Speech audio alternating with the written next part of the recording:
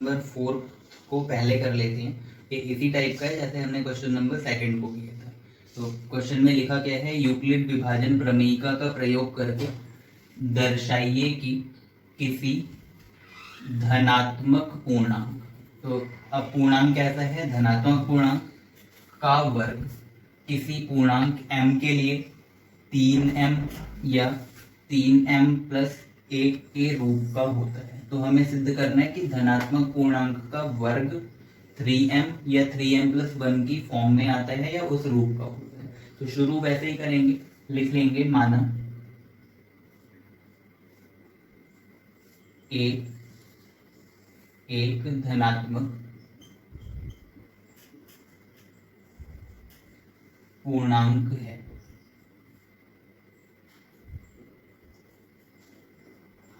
तथा अब b का मान कितना लेना है, तो हमें सिद्ध करना है 3m या 3m प्लस 1। तो b बराबर कितना लिखेंगे 3, जहां a बड़ा होगा 3 से। अतः यूक्लिड विभाजन प्रमेयिका से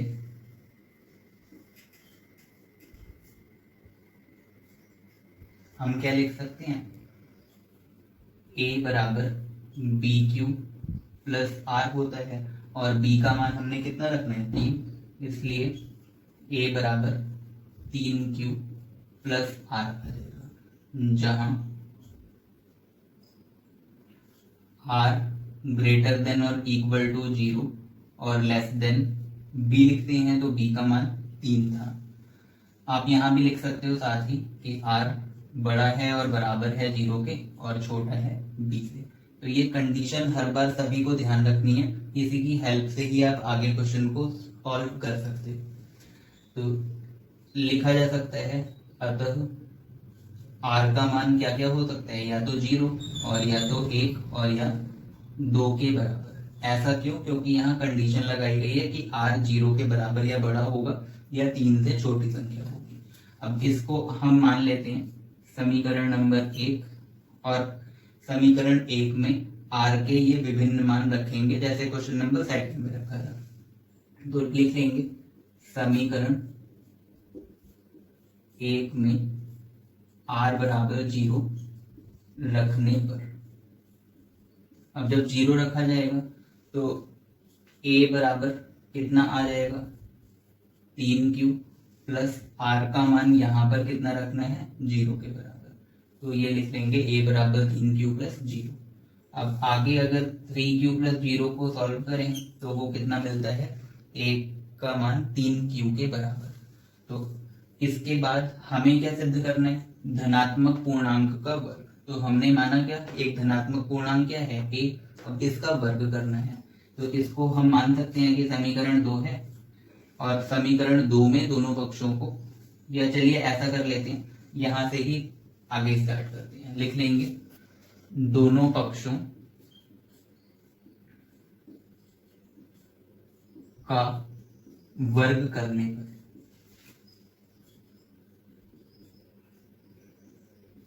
और जब दोनों पक्षों का वर्ग करेंगे तो यहां से a की घात 2 लिख सकते हैं और 3q की भी घात 2 लिखेंगे। तो इधर आ जाएगा a स्क्वायर और राइट हैंड साइड में 3 का स्क्वायर कितना आता है 9 के बराबर और q स्क्वायर लिख सकते हैं। अब इसी संख्या को एक दूसरे रूप में 9 को हम क्या लिख सकते हैं 3 गुणा 3q स्क्वायर। और अगर हमें क्या सिद्ध करना है, धनात्मक पूर्णांक a का वर्ग 3m के रूप का होगा। तो यहाँ पर लिखा जा सकता है बराबर 3 गुणा m, जहां m बराबर 3q स्क्वायर। तो यहाँ से हमने धनात्मक पूर्णांक का वर्ग सिद्ध कर दिया या व्यक्त कर लिया 3m के रूप में। तो अब फिर से हमें r का मान 0 रख करके ये संख्या प्राप्त हुई या एक रिजल्ट मिल गया। अब r का मान फिर से क्या रखेंगे, 1 के बराबर। तो लिख लेंगे पुनः r बराबर 1 रखने पर, और जब r का मान 1 रखा जाएगा तो a बराबर क्या लिखा जा सकता है, यहाँ जो समीकरण 1 है उसमें r को किससे रिप्लेस करना है या बदलना होगा, तो 1 से बदलेंगे हम। तो ऐसा आ जाएगा a बराबर 3q प्लस 1।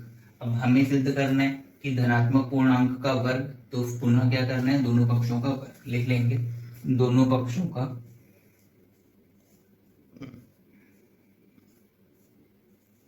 वर्ग करने पर,